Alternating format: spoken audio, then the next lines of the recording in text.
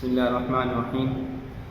سبق نمبر 34 باجے کا بھوت۔ ایک چور کسی مکان میں نقب لگا کر گھس گیا، یعنی ایک چور کسی گھر میں دیوار کاٹ کر اندر چلا گیا اور اندھیرے میں وہاں ٹٹولنا شروع کیا کہ کوئی قیمتی چیز، کوئی قیمتی شے ہاتھ میں لگے تو اسے اٹھا لے جائے۔ یہ سب تلاش ہی رہا تھا کہ اچانک اس کی ٹھوکر ایک بکسے پر لگی۔ چور نے بکسہ اٹھایا اور صندوقچہ سمجھ کر صندوقچے کو وزنی خیال کیا اور سوچا کہ اس میں ضرور کوئی قیمتی چیز ہوگی۔ اسی خیال کو غنیمت سمجھ کر وہ صندوق اپنے بغل میں دبایا اور مکان سے باہر آ گیا اور ایک باغ میں جا کر جھاڑی کی آڑ میں بیٹھ گیا اور کیل سے اس بکسے کو کھولنا شروع کیا تاکہ اس کے اندر کا جو قیمتی مال ہے اسے نکال لے اور بکسہ وہیں پر چھوڑ کر بھاگ جائے۔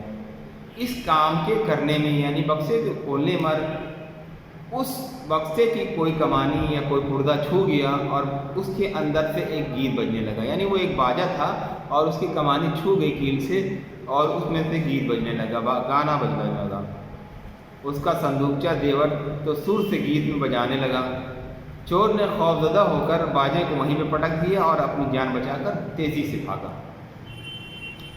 باغبان، جس باغ میں چور داخل ہوا تھا وہاں ایک باغبان بھی تھا، وہ مالی تھا جو اس قطع اراضی کی حفاظت کرتا تھا۔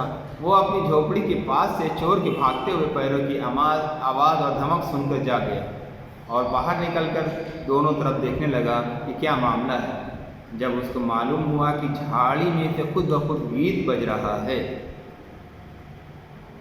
تو اس کو چور سے کم دہشت نہ محسوس ہوئی، بلکہ وہ تو چور سے بھی زیادہ ڈر گیا۔